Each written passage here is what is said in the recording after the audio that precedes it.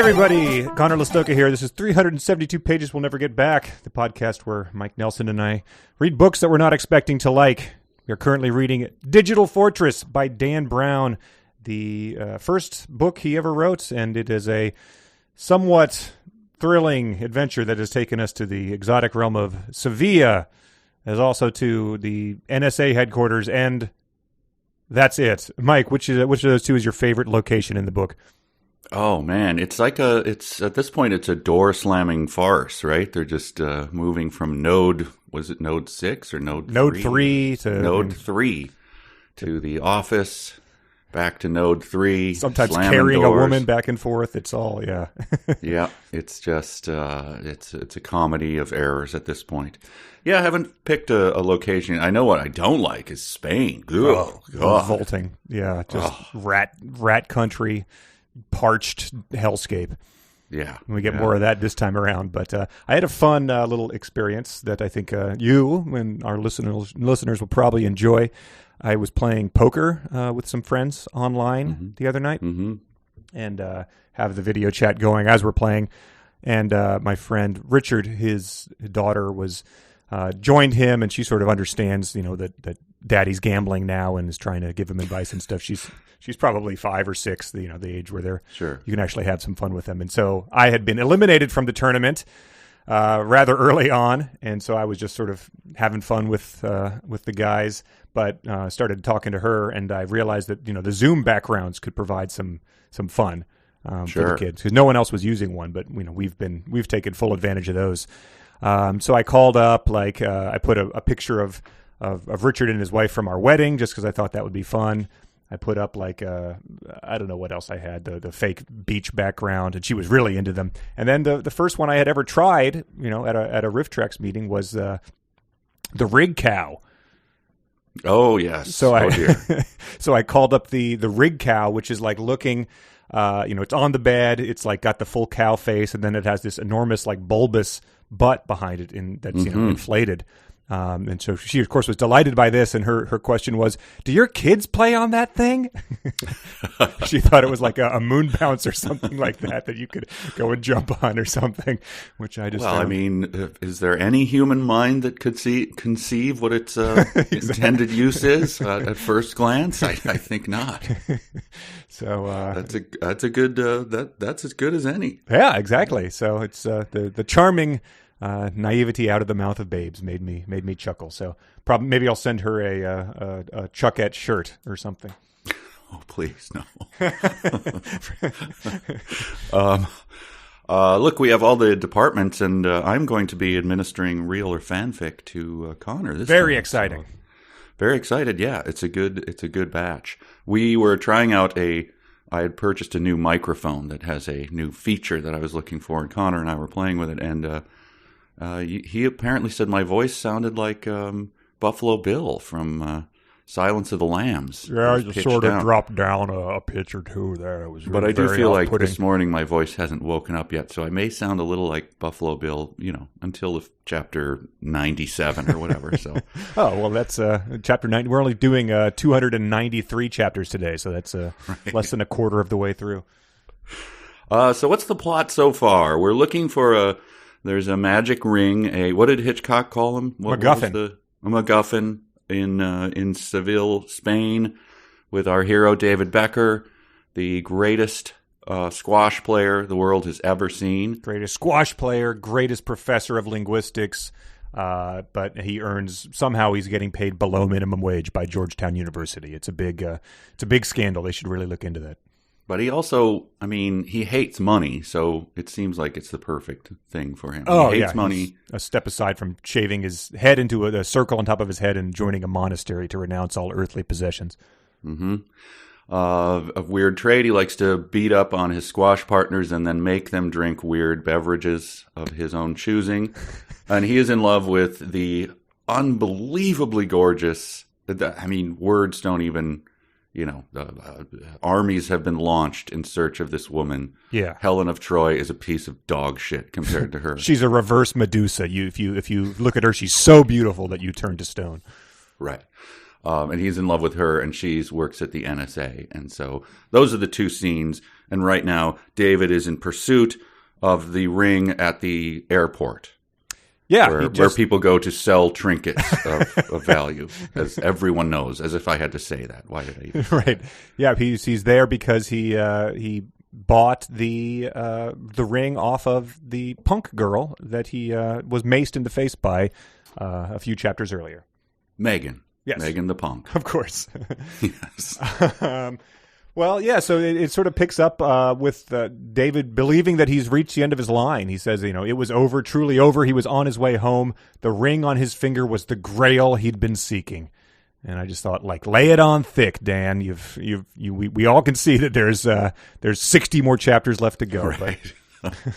I'm holding in my right hand a thick stack of papers. There's no way that this is over.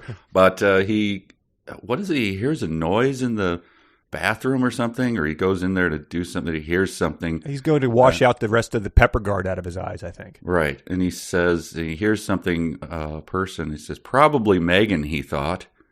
He's at an airport. I mean, I know it's late, but they're the only two people. There's seriously just a janitor and then Megan. Right. And I guess the desk clerk is probably signed off already. So yeah, probably Megan in an airport bathroom. The regional rep from Aunt Anne's Pretzels that's come to do the 10-point inspection maybe. I like this description that doesn't hold up to any scrutiny. He's trying to call and let them know that he has the ring. Becker frowned and hung up. He'd forgotten. Getting an international connection from Spain was like roulette.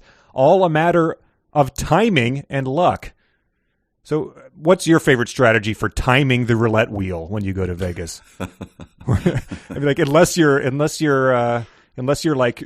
distracting the croupier guy with the Goodyear blimp and then putting your chips on the number that just landed, there's no way to time the game of roulette. No, I think it's that's kind of the point of it. Yeah, unless you're one of those guys that it's been black 6 times in a row. Reds do. Right. Well, we finally get. I think this is the first direct confrontation with our villain, right? Yeah. In the bathroom. Sure. Yeah. He sees that sort of Megan's duffel bag is in a stall in the women's room, and so being a person whose behaviors do not resemble a human's in any way, he sort of starts knocking on the door and trying to talk to her as she's presumably taking a dump. Mm-hmm. And then, of course, it turns out that she is dead. But I think he learns that after he barges into the stall to presumably disrupt her number 2 of the and she's a teenager. Keep in mind, yes, I forgot that. Because he says so. Banging on the side of the stall where the teenager's dropping the deuce, and no, it turns out she's dead. And then we meet what I'm calling him. I think just Yulo because it is the most unpronounceable name. Sure. And I looked it up, and the only reference to it is Dan Brown's Digital Fortress. Oh, wow, nice. So it is. He made up a name that no one can pronounce. It's pronounced Hulo Lo. Yeah, I would just say Hulo Lot. Hulo Hot. Yeah, he's the deaf assassin. Yeah, Hulo Hot. The other thing people said is that mutation strings, the thing that the Digital Fortress is essentially reliant on to work. Sure. Those, if you Google them, only lead to Digital Fortress or people asking if Digital Fortress is talking about a real thing. If you look up squash playing professors too, that only Digital Fortress. That's all you get. So yeah, he blasts at him, and they have a fight, and he runs out, and that's it. Yeah, he shoots him into the stall. The bullet explodes. Mierda Hulo Hot seethes. Somehow, at the last possible instant, David Becker had dived out of the way. The gun went off. There was a flash of red, but it was not blood. It was something else. An object had materialized as if out of nowhere, which is just, the kind of great writing we expect from Dan Brown. Just Deus Exes throwing themselves at trained assassins who, as we'll see, are unable to hit their target, even given multiple attempts at point-blank range. Right. But he speeds off on his Vespa, so thus begins a very uninvolving Vespa chase. I don't know, maybe you liked it. I was not a fan. I did not like it. Okay. But yeah, the only other thing from this chapter was his realization. He dried his face on the sleeve of his jacket, and then it suddenly occurred to him. In all the excitement, he'd forgotten where he was. He was at the airport. So he's, oh my God. It's just you're washing your face off in the airport bathroom, and again, these genius characters have somehow, like, they forget where they are, and then it says it was hard to believe, Becker thought. After all this, he had ended up right back where he started, and I was just, how is that hard to believe? He arrived into the country by plane, and then unless there was some intricate boat scheme planned, he was most likely planning to leave by the same plane. It's just at this point you sort of have to throw up your hands, and we get a lot more of that throughout the course of this. I flew to San Diego. I spent a week there, and then I was surprised after the week was over to find myself back at the airport. You're having a beer at Chili's to go and just sort of shaking your head and chuckling how it had come to this. Did he? But he did that. He forgot where he was, and then he was surprised to find himself there. But he didn't ponder. He didn't wonder what Susan was doing and if he was able to meet her at the. Where the hell are they going? The lodge, Stone Corral, or the Stone something. He stops to do that at least once every 45 minutes. But all right. So chapter 82. Yeah, that she's not going to the Stone Corral Lodge because she's been currently being lugged around by Hale as a hostage. The psycho Marine, ex-Marine. Yes. Psychotic, but damn, he's good with the codes. Even though he morally opposes the agent that he is working for. But he's worried now, so he's dragging her around because the director's out there somewhere with his gun. And so he's pulling her around like a rag doll and kind of using her as a human shield. Yes. And but he's still throwing in weird little brags about his Lotus, which is a typical U.S. Marine. Besides, once outside the NSA without a hostage, Hale knew he was as good as dead. Not even his Lotus could outrun a fleet of NSA helicopters. That's exactly my note. It seems like something he would say to remind you he has a Lotus. Just an odd time to throw that in there. But you got to admire his commitment to still getting it out there. Yeah, he's committed to the douchebag lifestyle. Don't forget that Lotus's license plate does say megabyte either. That's an important detail. Right. Yeah, in this section you just sort of get a lot of nonsense about like going up the stairs and then back down the stairs. Which those like we said, there are only two locations in this office, so they do have to sort of just travel back and forth between them. Mm-hmm. It's the friend's apartment or the coffee shop. You really you don't have much other choice. So write it there. But I was amused. We sort of got another calm ... Mander, which we did an audio imitation challenge of last time. But the whole thing hinged on the ex-Marine. Remember, the ex-Marine was fooled by a septuagenarian throwing his shoe. Not just his shoe, his loafer, which I thought made it sound even more ridiculous. Yes. I took my loafer off and threw it up the stairs, I guess, right behind him. Yeah. And he was at the bottom of the stairs. So it's the old, thing in the movie of taking a rock and throwing it in the other place and then coming out and start shooting. But it works. And at that point, he says, like, when is security coming? Susan asks him, and Strathmore chuckled. Oldest trick in the book. I faked the call. So he just shot Hale and he's chuckling. And so the director's having a good old time. Yeah. And Susan is sitting there gape-mouthed. She goes, Susan, we've got all the time in the world. Susan was lost. Not coming? But you phoned. And that's when he chuckles and says, oldest trick in the book. So she really does whipsaw between 4-year-old child and most brilliant person on the earth. It is. It's it's when you put the dog treat under the blanket and your dumber breeds of dogs just sort of sit and look at you. But yeah, it's again, we all ended the last section, chapter I think 80, by him calling security, and we hashed it out, and I'm sure everyone listening was like, well, clearly he did not call security. It's just that's the way this works, and when we all didn't even ponder it for a second.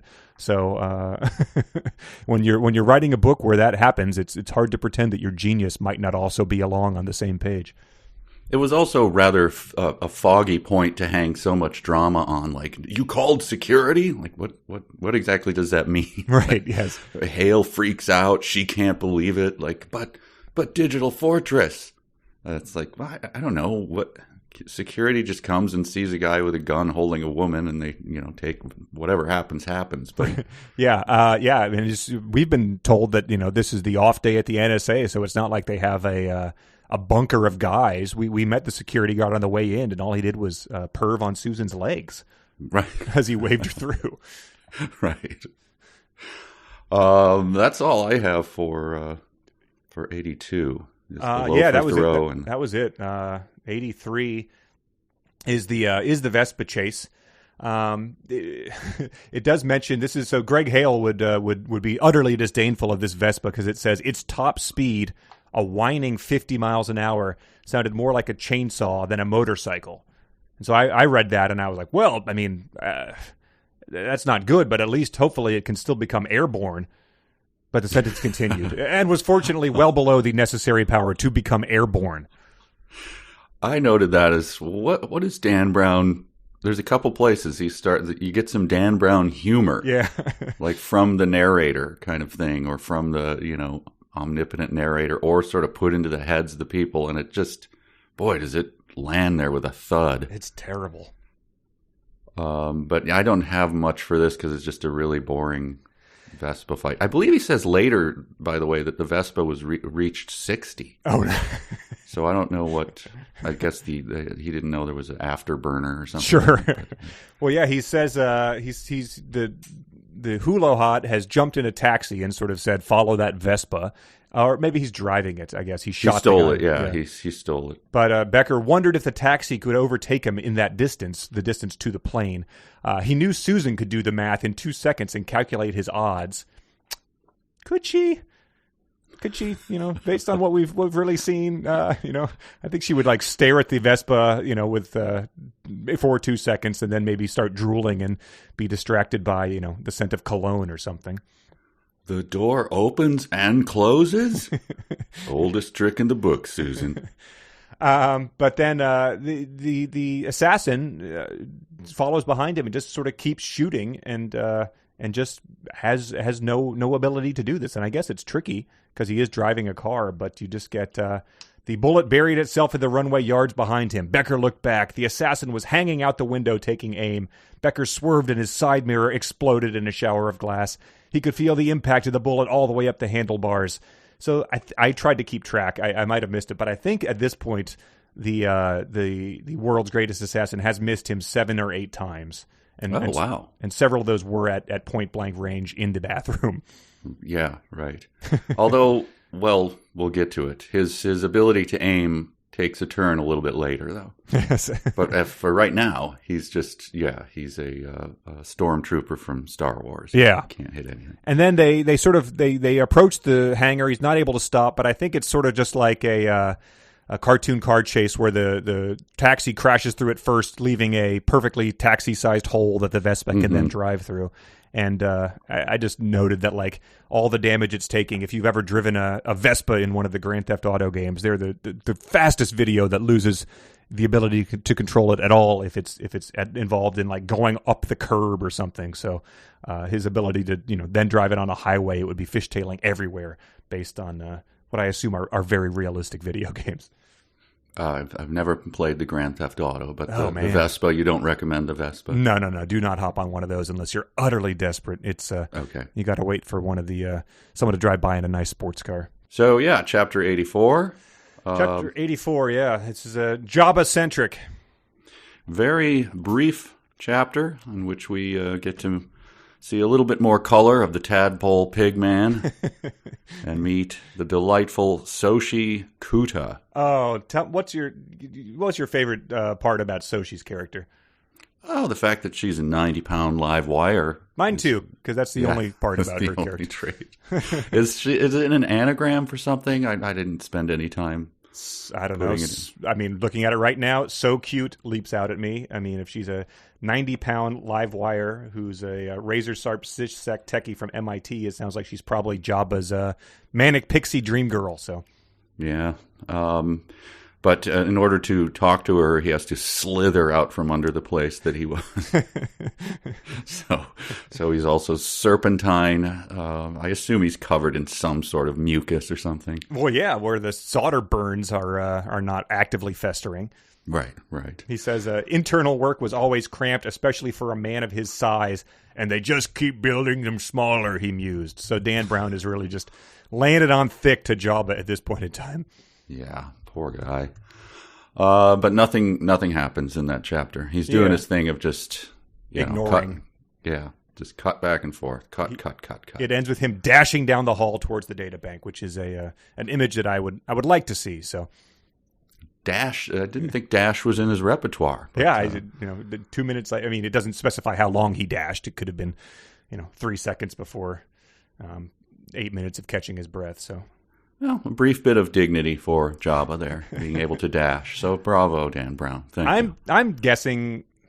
My prediction is we do not see Sochi again. We'll see if that bears out. All right. But yeah, that's it. Chapter 85 goes back down to Node 3, where Susan is just still unable to comprehend the genius she has witnessed by him pretending to call security. Susan couldn't get over the artful maneuver the commander had just executed. He faked the call. So it is like the dog. It's like a kid who witnessed you pull a quarter out of their ear. Right. I mean, speaking of Amadeus in the past few episodes, I think. Remember the party scene where he's playing the piano upside down? They're turning him over. He's playing it opposite-handed. That's the kind of reaction Susan's like, oh my God, he faked a phone call. He is, I mean, the man, his mind knows no end. Yeah, she's a step away from just like weeping openly at the greatest man she's ever known, as I believe they called him. And then we get some more deep analysis from our author. How the hell do civilizations defend themselves against a police state when the guy at the top has access to all their lines of communication? How do they plan a revolt? Susan had heard this argument many times. The future government's argument was a stock EFF complaint. I think it's an actual concern. It really is. Right. The hand-waving on this issue is just mind-numbing. It's really? This is as deep as you want to go? Like these idiots. Yeah, it's we've talked about it a lot. It just seems to be I'm not sure if this was just an early days of all this stuff. I mean, I guess this is before stuff like the Patriot Act, which was renewed people's concerns about government overreach, I guess. But it's like it really is a college debate team type of here you go again type of thing. Yeah, she's just rolling her eyes at any concerns about the government snooping. It's just bizarre, and you're expected to that's the way to think about it. It's not because the whole plot hinges on that. Like, of course, we all want this to happen, right? Right. Yeah, I don't know. We all want the NSA to win and spy on us at in every device that we have in perpetuity throughout the universe, right? It is before, I guess your average Joe had heard of them, and certainly before the EFF, who came on my radar probably in 2005 and stuff. So maybe it was just a different era. But yeah, the concerns haven't changed. Right. Weird. I liked this part. She says, I think this is... Oh, yeah, she says, I snooped Strathmore. The email in my account was mail I copied out of Strathmore's account. Oh, no, Hale is saying this, I guess. Email comment stole from Tancado. Then she says, Bull, you could never snoop the commander's account. And so I was curious at this point in time, what's your guess on the number of times snoop shows up in the whole book? I feel like it's a recent development of Snoop, but I'll say 17. Oh man, the answer is 19, and Okay. I guess it was just such a unique way of saying spy that I thought it was probably twice that would have been my guess. It also kind of bothers me in that way that when we have our giveaways for our shows and they call them digital goodies, and the words just stick in my mouth. I hate saying it. And Snoop has that. You could never snoop the commander. Right, yeah. It's like when you have to order something at a restaurant and they give it a silly name, like I'll have the Captain Chowder burger, and the waitress doesn't hear you. The what? I'm sorry, sir. Oh, the Captain Chowder burger. You feel like an idiot. Can I just have this thing? The next person is like, I'll have the Coke Avin with the. Yes. Yeah. But yeah, it has that sort of childish tone to it. So when you're yelling to a man whose wrists are bound about a matter of national security, it does seem like bullshit. You could never snoop the commander's account. Right. But once again, the credulous Susan, because they're just having a back and forth over all this stuff. Like he's claiming his innocence and all of that, and Strathmore's the real villain, and then she says, Hale's good, Susan thought. He's got an angle for everything. Well, it's like, he's either lying or telling the truth, but it's not like a three-dimensional chess. He's just, you know what I mean? He's an angle. He's just, they're just having this discussion. He's like yelling. I don't see this as, it's Spock like calmly putting his fingertips together and like figuring out every angle. Right, yeah. He's yelling as sirens are blaring. It says that he like needs to yell fast enough to get his words in between the silence. So he sounds like a panicky idiot, I'm sure. Yes. And again, not the multifaceted genius in terms of the Lotus with the megabyte license plate and right. Purple neon trim around the license plate. But plot-wise, we learned there is no digital fortress, right? Strathmore failed.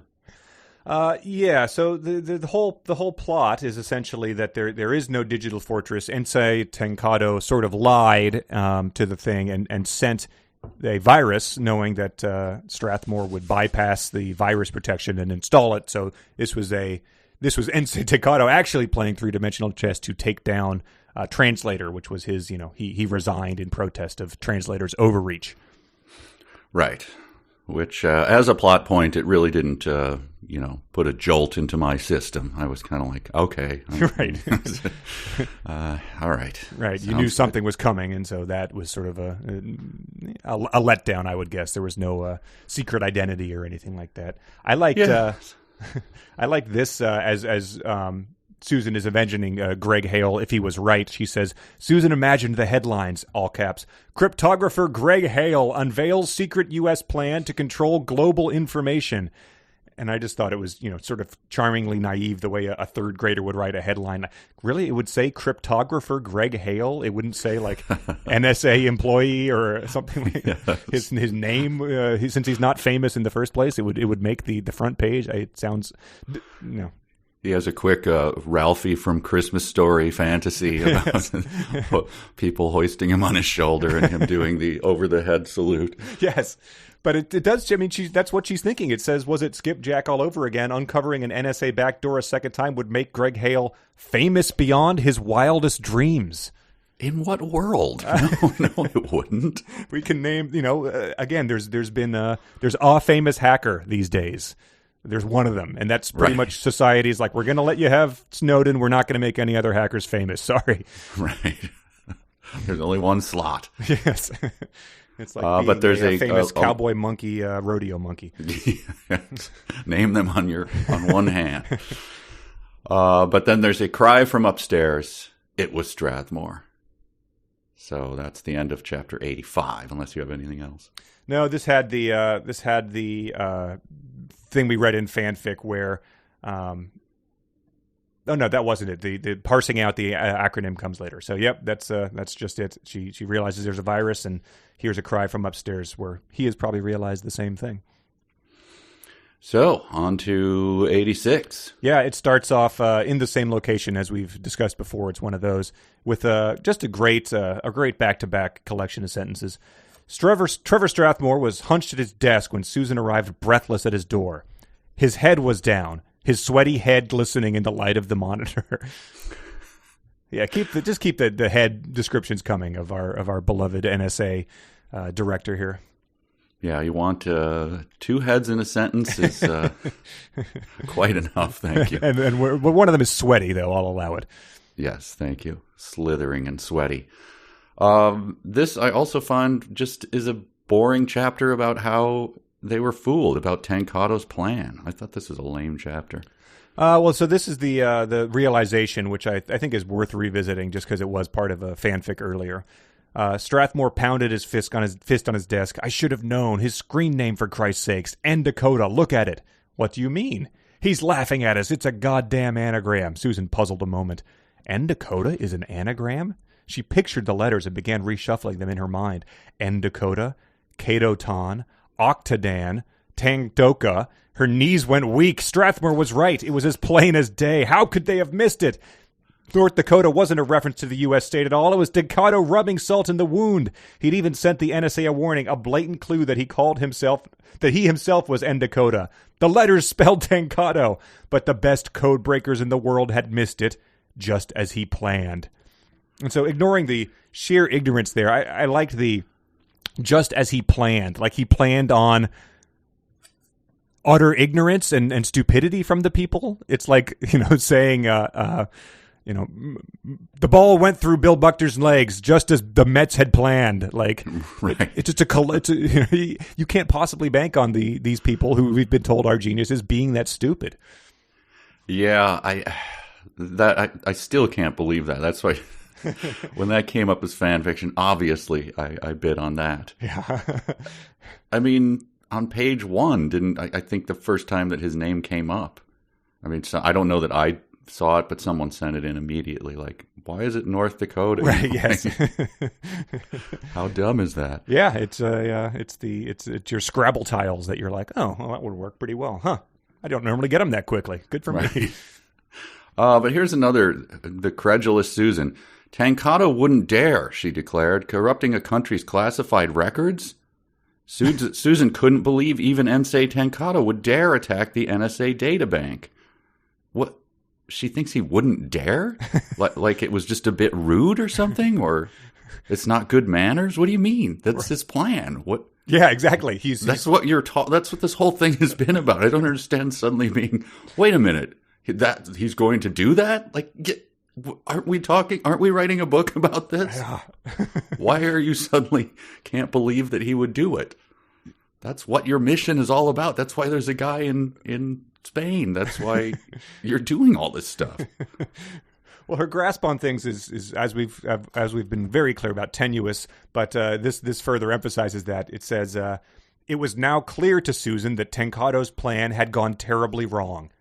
He had not planned on dying. Which, you probably ought to lay that out, and everything that's not technically a suicide mission, you should probably say, like, and of course, this all hinges on us not dying. Right. We say that when we record a riff tracks or something like that, when we're planning out what time of day to do it. I will, we have a habit in my house. Bridget will leave and she'll say, all right, I'm going, I'll be back. And then I always do the, you're coming back? This isn't it? And she'll go, shut up. It must be fun. I pick my times. But yeah, so essentially he has installed ransomware. And his plan before the unplanned blip of him dying happened was to demand that they announce to the world that they had this spy computer and that they are now shutting it down. And then he will give him his ring, which is, what David has been sent to do. Yes. So, but he thinks that the director can still stop this if he gets the ring, right? Yeah, I guess she says that he can call them and warn them that it's about to happen, or maybe they can unplug the computer and that will stop the virus, something like that. I'm not sure. All right. The last so after the last thing in this thing I have is after everything we just read,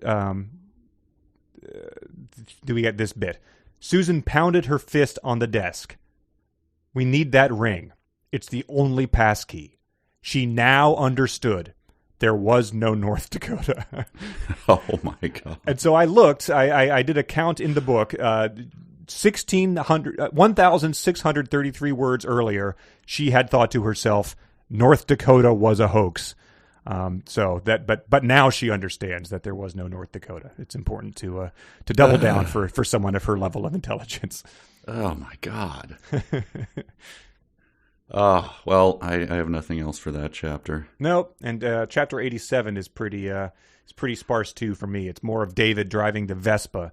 He sort of leaves the airport and loops back to a Seville neighborhood where we it seems to be Dan Brown wanting to flaunt his knowledge of the map layout of Seville, I think. Well, there's lots of specific references of avenues and things. Yes, you get that knowledge, and you don't have many opportunities to really lay it out. So I guess long con, you write a book where you can wedge it in and have it be glaringly obvious. That's what you're trying to do.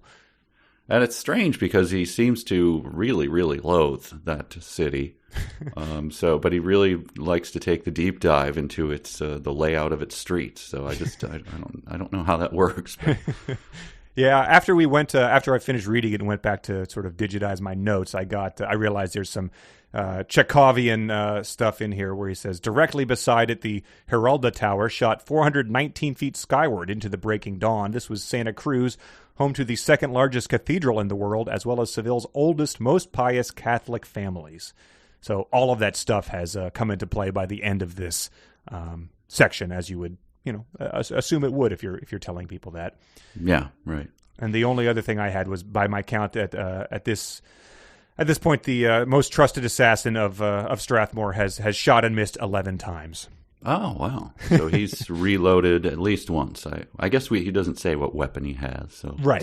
It's hard to know. I think it said a pistol, though. I think that's what he broke other people's necks with his bare hands, but for this for the key job, he has to take out the big guns.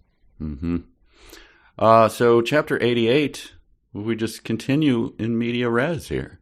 He just broke up the chapters. We're just back on Becker. Vespa. Yes, right. It's another one of those. It sort of kicks off with a pretty good declaration by our author. The human mind is the fastest computer in existence. It just took a genius 1,600 words to conclude that North Dakota was a hoax after realizing, but I guess we will take his word on that. Right. Yeah, and saying something like that is the equivalent of like saying, the ultimate prey is man. You're not being deep when you say stuff like that. Exactly. Not a lot going on in this one. Oh, no, here we go. Yeah.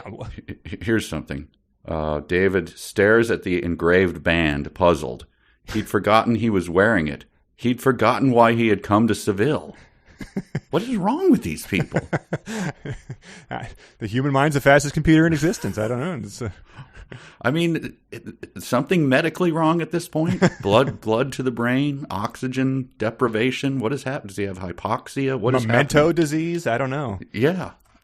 I don't know. How many times have you been writing something in Google Docs and Google Docs just goes, oh, man, I need to take a minute. I forgot that I was taking your keystrokes and recording them as letters into a document. That's sorry about that, man. So not only has he forgot where he was and why he's doing it. Listen to this: the bullet. The assassin finally grazes him. The bullet caught Becker in the side just as he stumbled around the corner, out of range. He took 5 or 6 strides before the sensation began to register. Again, fastest computer in existence. As first, it felt like a muscle pull just above the hip. Then it turned to a warm tingling. When Becker saw the blood, he knew. So, to recap, he hears a gunshot, feels a sharp pain, but not until he see blood does he realize that he's been shot. Right. It's very impressive. It just continues. But this is where we get so hulo hot. Yeah. Sorry, I mean that's how I read it. You had a probably more convincing pronunciation. I just was calling it hulo. I don't know. He'd been tempted to hit Becker in the head, but he was a professional. He played the odds. Becker was a moving target, and aiming at his midsection provided the greatest margin of error both vertically and horizontally. The odds had paid off. Becker had shifted at the last instant, and rather than missing his head, Hulot had caught a piece of his side. And so now, here comes extra special knowledge. Although he knew the bullet had barely grazed Becker and would do no lasting damage, the shot had served its purpose. Contact had been made. The prey had been touched by death. It was a whole new gain. What is happening there? I don't know. I'm going to shoot him in the head. I'm going to shoot him in the head. Bang, I shoot. Oh, I instantly realize that I've grazed him, but great. Yes. This is even better. Because contact had been made. What? You were trying to shoot him in the head and kill him. Maybe now he's taking it seriously, which was my intent all along. It's just, is it him just trying to save face to himself? Or to or an editor being like, what the hell are you doing? Like, why has he not shot him yet? Well, I'll add in an extremely unconvincing explanation rather than rewrite all this bullshit. I guess. I tried to shoot the deer, but I, knocked off a piece of its antler. But that's way better. Totally, that's way better. Because now the deer is aware that I'm after him. So. Right, yes. Yeah, but that's so that would, alert the deer. But in this universe, he's already shot 11 times at the deer and missed, and the deer is gotten way the hell away from him. The deer has hopped on a Vespa going at top speed of 50, perhaps 60 miles an hour. Do you think it's at all plausible, though, that he knew the bullet had only grazed the piece of his side?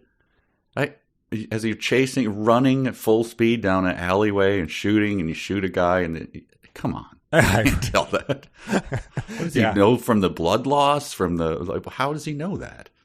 Yeah, I would assume that as I flee someone who's trying to kill me, I get shot. I would assume that I'm minutes from death at that point in time. I'm not going to start, medical examining myself as I'm still sprinting through the streets of Seville. Yes, but he does. I mean, I guess he did think that the walls were closing in, because it says he closed his eyes. The memories came like a torrent. And so I assumed that he was going to be thinking back on all the mundane things of his life, because that's what I would. And most people would probably look back on those 2-hour Rift Tracks meetings we had, or going to the post office around Christmas, waiting in those lines. That's what I would reflect back on. Being in the grocery store, when you're sent there for a specific ingredient, and texting Lauren or Bridget to say, was it this that you asked me to get? And waiting to get a response, just sort of twiddling, that sort of thing. Mm-hmm. Or that the second waiting room at the doctor's office when you thought you were going to get to go to the doctor, but you're just being led into a different waiting room. Yes. And then you're in there for another 45 minutes. That's what I'd reflect on. Right. They were not memories of department meetings, university business, and the things that make up 90% of life. It's why do we need to be told this? He closed his eyes. He thought about circling back. He thought about running things up the flagpole and seeing who saluted. He thought about synergy. But what were the things? I stopped taking notes, but it was okay. Here's what they were. Simple memories: teaching her how to use chopsticks, sailing on Cape Cod. That's it. Those are the two? Those are the two. Oh, wow. Oh, man. Teaching her how to use chopsticks, sailing on Cape Cod. And I'm out. I'm done. The only two things my life has amounted to. Teaching somebody chopsticks, extremely frustrating, and I imagine not enjoyable experience. He was also probably trying to teach her to eat orange juice with them or something. The lower one doesn't move. It doesn't move. The top I'm trying, one... David. I am trying my hardest. I would rather use a fork. This is stupid. Can we just get a fork, please? Can we get a fork? No, don't ask. Don't yell at the waiter just because you're not doing a good job at teaching me. He's just trying to do his job. Can we just go sailing? But yeah, it's our characters are great, and he also thinks this. I still don't understand this. Someone wrote in an email explaining it. He was standing naked, flesh and bones before God. So yeah, we've escalated quickly from teaching someone to use chopsticks. Mm-hmm. I am a man, he thought, and in a moment of irony, he thought, a man without wax. Do you understand? I don't get it. And someone wrote in to say what it was, and I forgot. Do. I was this the thing that he? Did this relate to the puzzle that he sent to her? Yeah, he would sign his notes. My love for you is without wax, I think. Yes, I mean, it's stupid. I think it's where the word sincere comes from in Latin. Yep. Mm-hmm. And it means that a sculptor would make something and it was perfect. Then it was without wax, because they would fill in imperfections with wax. Ah, okay. Yes. So, but when you look it up, I'm not sure that it's true. You mostly find Dan Brown. Yes, so. the author, the email who wrote us in, it might be down here. Like, let me see what they said.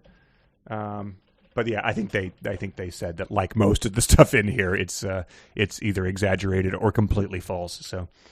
Yeah, I wasn't sure that it was true after I'd looked at it. That was the explanation, but it was all in reference to Dan Brown, so he could have made it up. But so yeah, she didn't know that then. I guess he's a linguistic professor. So right. So that's how that ends, and then chapter. He ends with Dan Brown sort of turns into John Woo or something, just like his life's flashing before his eyes, or at least those two incidents, and he's taking what he thinks are his final breath. Somewhere nearby, a bell began to toll. Like, settle down. Like, we know how these scenes work in movies.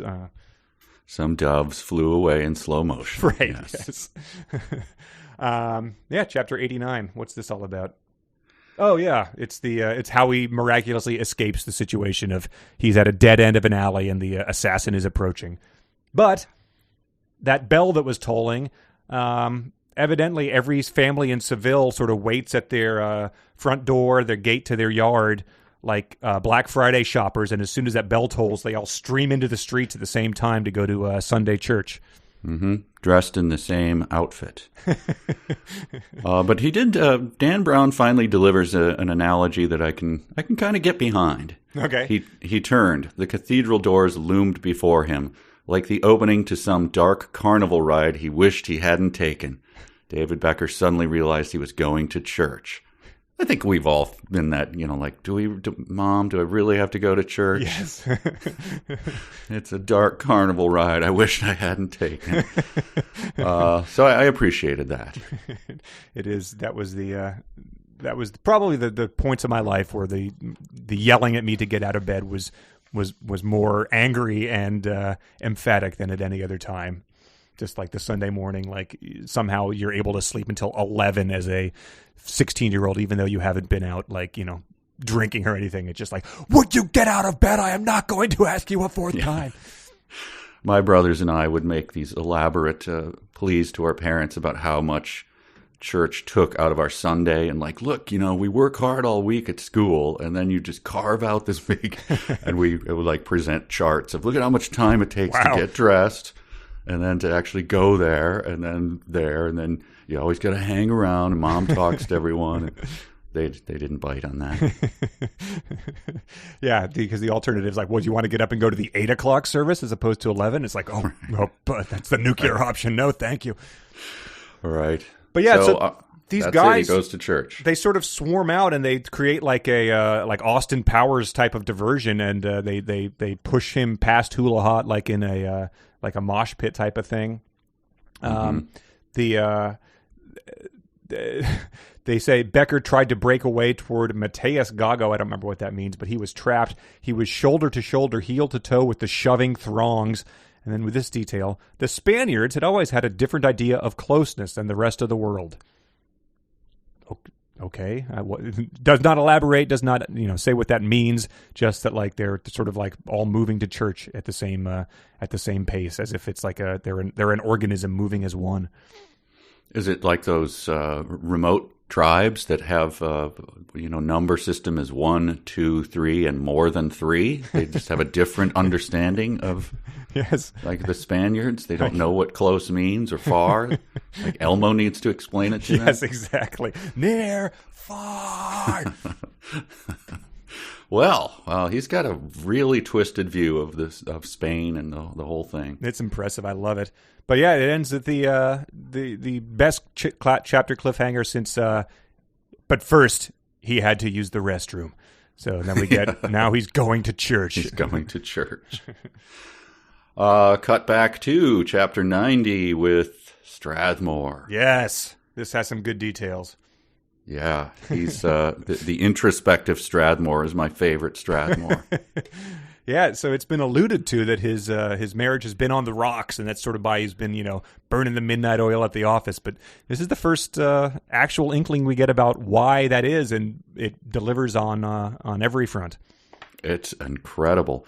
Before we get to that juicy bit, though, I noticed a Watergate passive language thing. There were people he hadn't been honest with.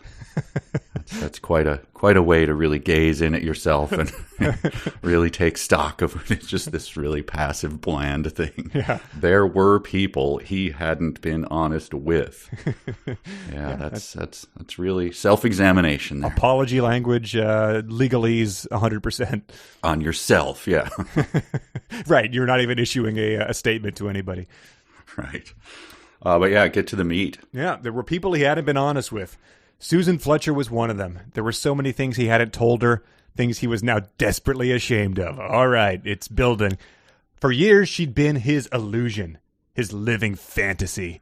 He dreamed of her at night. All right, awkward. He cried out for her in his sleep. He couldn't help it. She was as brilliant and as beautiful as any woman he could imagine. His wife had tried to be patient, but when she finally met Susan, she immediately lost hope. And the takeaway there, I mean, one way to interpret that is he's calling out in his sleep, oh, Susan. And then his wife meets Susan, and it turns out she has her tongue caught in a finger trap and her foot is in a bucket of jelly beans. And she's like, this woman? But we're led to believe it's just his wife is like, I get it, dear. This is why you've got those night boners and are horned up every time you come home from work. I can't compete with this.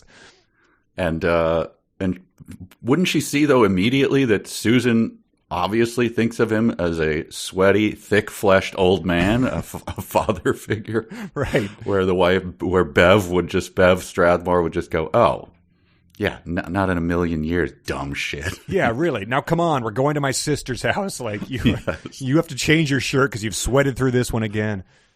Yeah, as if. Come on. But no, that's they sort of she saw Susan. She probably caught a glimpse of her bra strap peeking through her blouse, and she went home and packed her bags and kissed 3 decades of marriage goodbye. And in an oddly composed bit said she told him their marriage was ending.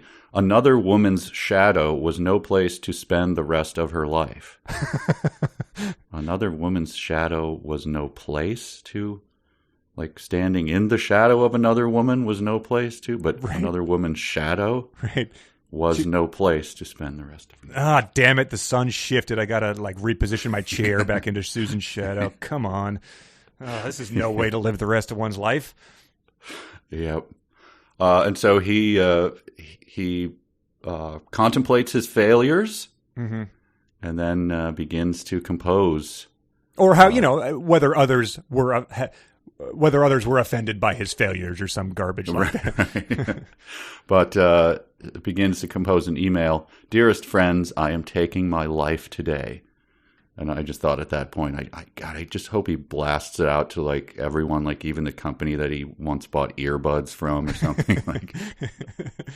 I'm just going to put it on the everyone outbox. Forgets to BCC, so people are unsubscribe. Yes. Stop saying unsubscribe. You're only making it worse. Stop doing those. You're making it worse.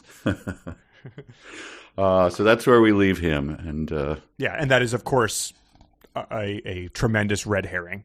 Yeah, of course. Yes. Yeah, He had again, going back and sort of rereading it, there was some when Susan left him to go check in on Hale or something.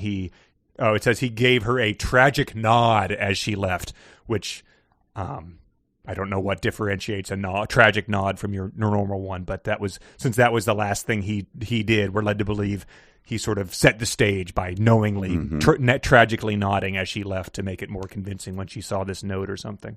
Yeah. Before we go on, do you want to do some real or fanfic? I sure do. All right. And now I bet they bitching because my flow switching, trying to tell me what to write.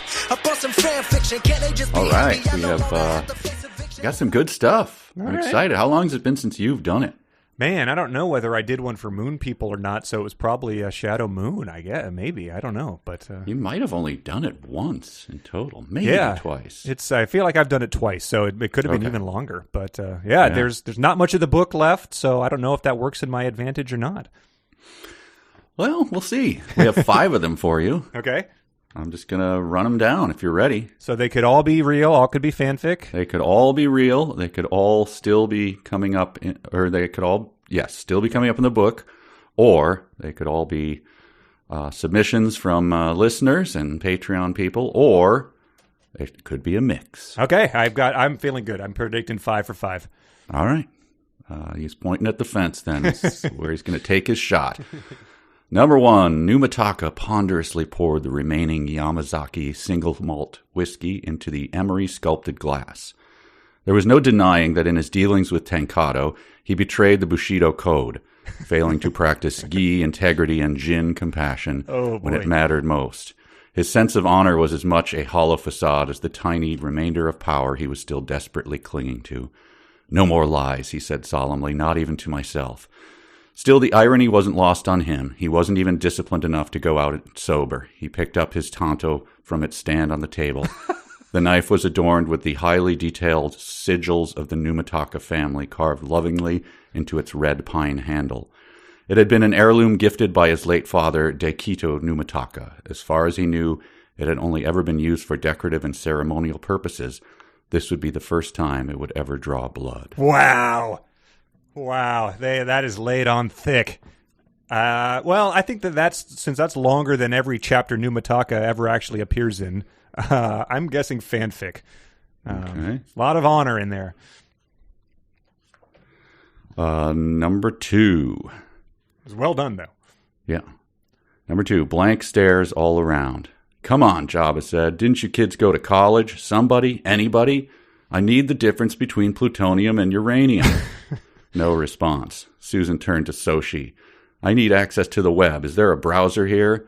Soshi nodded. Netscape's sweetest. Susan grabbed her hand. Come on. We're going surfing. What does it say? Netscape Suite? Netscape's sweetest. The best Netscape has to offer. Right. Netscape's sweetest. Okay. Susan grabbed her hand. Come on, we're going surfing. I mean, it's clever based on the difference between plutonium and whatever, uranium, but I think that is fanfic. Okay. All right, number 3. Susan Fletcher, the voice resonated. Will you marry me?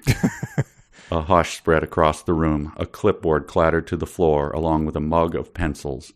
No one bent to pick them up. There was only the faint hum of the terminal fans and the sound of David Becker's steady breathing in his microphone. David, Susan stammered, unaware that 37 people stood riveted behind her. You already asked me, remember? 5 months ago. I said yes.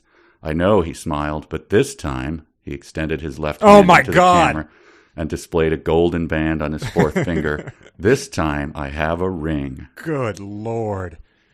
I mean, I thought it was fanfic because I was like, well, this person missed the detail. They were already engaged, but I got to say fanfic. It can't be real. Okay. All right. This is number 4. Tell me what it means, she yelled. He held up his hands and caught his breath. Okay, it's Russian. Susan looked puzzled. Russian? Yes, look, he said, writing out the Cyrillic on a piece of paper. And then there's a Cyrillic word I can't read. And then it's sounded out. We doot u ox.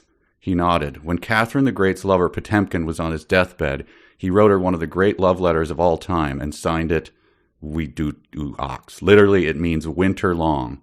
Susan frowned. You see, in Russia, winter is very long. When you put the words together like this, it means eternally, David said sincerely. A small gasp escaped her mouth. Again, it's good, but I just can't see that being real. You see, in Russia, winter is very long. So, what's your final answer? Fanfic, sorry. All right. Okay, final one. Soshi furiously moved down the columns, retyping the text.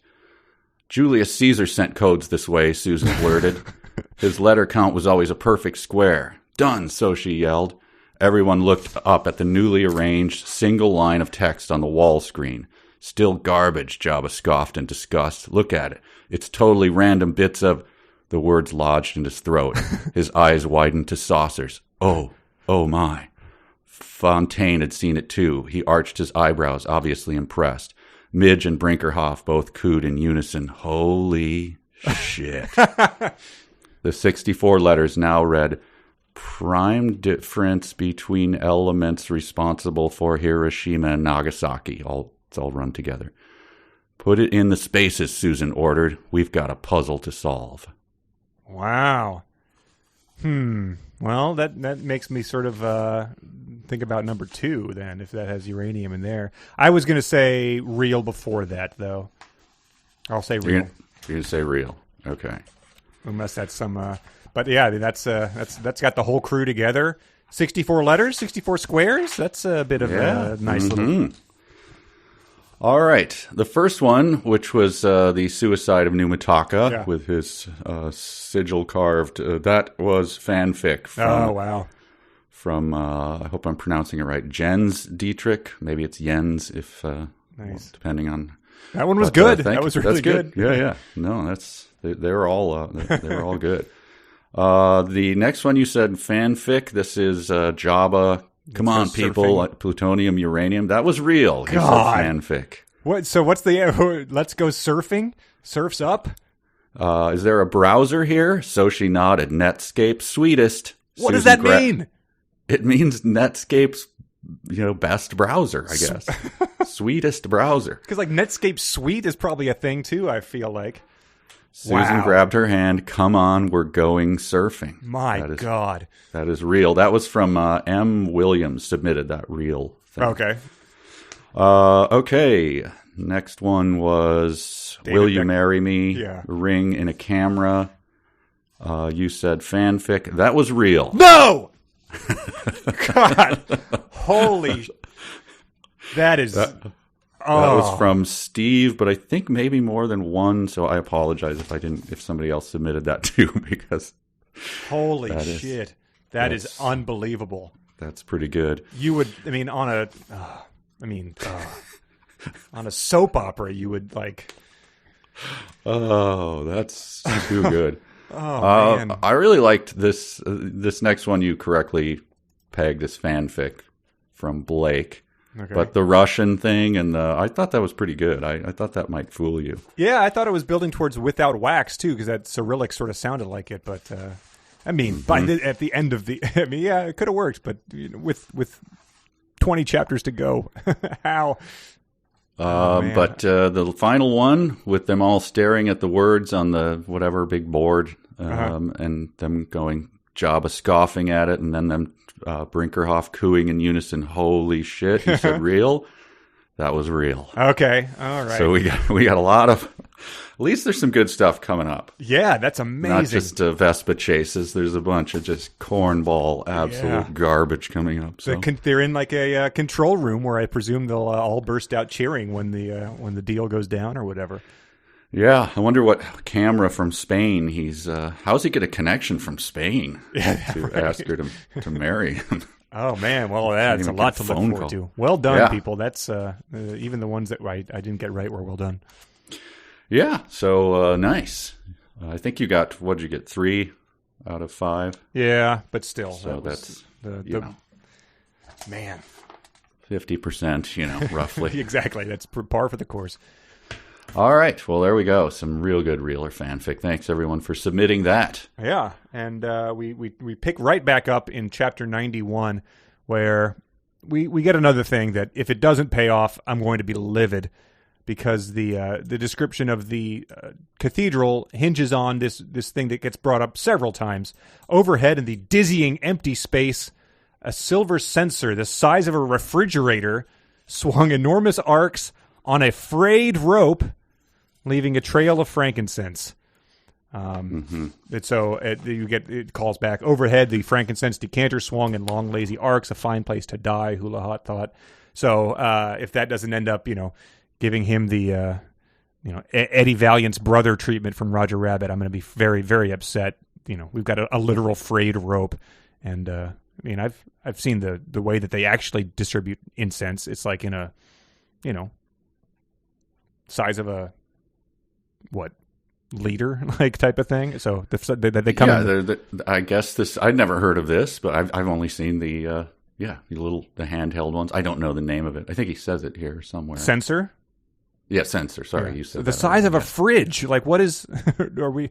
I mean, I doubt it, but I guess it could be. I think he's misidentifying a Casper mattress, which arrives at your door in a box the size of a mini fridge. I've listened to other podcasts, so I know that. That's a selling point.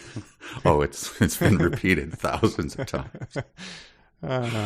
Podcast hosts always make fun of that. We got to get in on that game, man. Like, no kidding. How do we read those things and translate them?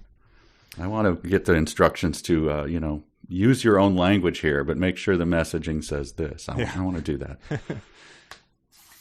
But yeah, so Becker sort of ducks into a pew where everyone else is getting ready to do the church service, but he like sort of kneels down, prompting disdainful looks from the guy next to him. He passes this off by saying that he's sick, and the guy next to him is just sort of a dick about it. The man behind him frowned. Tourista, he grunted. Then he whispered, half sarcastically, "Shall I call a doctor?" Which is, whenever a stranger tells me that they're sick and appear to be in physical pain, I immediately get sarcastic with them. Right. Well, especially since he's openly bleeding, although at this point it has stopped. It's the bleeding from his gunshot wound had stopped. Yeah. Is that, like, how much was he hit? What size caliber is this idiot assassin shooting at him with? I don't know. I sliced my thumb opening the foil that covers a yogurt container the other day, and I put a Band-Aid on it. It was bleeding hours later. I was like, how deep did this little thing go? I told you once that on the tennis court, opening this stupid tennis can, and I did a little nick on my finger, and because you're working out, it just never stopped bleeding. And he's had been running here and fleeing and everything, and the brutal sun, yeah. Yeah, and it just closes up. All right. Sure, Dan Brown. But then Dan Brown, I mentioned these jokes earlier, still doling out the dad jokes, even in this tense chase scene. Becker, raised Protestant, had always had the impression Catholics were long-winded. He prayed it was true. As soon as the service ended, he'd be forced to stand and let the others out. In khaki, he was dead. So, the little Protestant Catholic jokes there, like, yeah, you guys doing a workout? Do I get down on my knees again? Do I, now I'm sitting, now I'm standing? I'm a Protestant. Very weird place to put that in there. Yeah, he's on the run for his life, but the slams do keep coming because the chapter ends with one as well. Oh, it does. What? I don't have it here. He's thinking that he's going to be able to just sort of like duck on the kneeling bench and hide through the duration of the service. Oh, right. But then people start filing out of the pew, and he's what? And then it, once again, since he's forgotten, where he is, that he's leaving at the airport, that he has a ring, he also forgets communion. He groaned. The damn Spaniards do it first. Wow. So yeah, he hates Spain, even the way they arrange their liturgy. So, yes, yeah, right. Yeah, which is the sort of thing that, like, if you go there, you spend a semester there, you've got to do some research to find out that detail to hate. That's right. Like finding out that their express train schedule only runs between these certain hours, and you're like criticizing that detail. It's like, well, yeah, that's a deep cut. To hold that against us required some research. In Albania, they do it at a totally separate service. You go in 2 hours later and get communion. Right. I assume that he did deep research. He probably just went to Fax King. Yes. All right, chapter 92. Oh, the fake suicide. So stupid. I don't really have much for this. So Susan hears the gunshot. She's going to go down into Translator to sort of like pull the plug on it just so it stops sending viruses elsewhere. But she hears the gunshot. And as she's getting back out of the thing, so she thinks that the greatest man she's ever known has just shot himself. But we get this detail. She felt herself lifted from below by a tremendous surge of steam that practically jettisoned her through the trapdoor. She rolled onto the crypto floor and felt the cool air wash over her Her white blouse clung to her body, soaked through. So, even as, guys are shooting themselves, she manages to encounter conveniently alluring inconveniences. Oh, well, she's about to run into, this is not going to be good for Strathmore when she and Strathmore meet. Man, he's not going to sleep tonight. Yes. Oh, man. Poor wife living in her shadow. Yeah. So he obviously took his Beretta and shot Greg Hale and left the suicide note next to Greg Hale's body. So that was the misdirection. Yeah, exactly. And he sort of sketched out the whole the following sins, he said, but then when Susan reached the final line, she was not prepared for what she read. The letter's final words delivered a numbing blow. Above all, I'm truly sorry about David Becker. Forgive me. I was blinded by ambition. So we're still left hanging about what that is left to mean by the end of this section. But it seems like a needless flourish on Strathmore's part.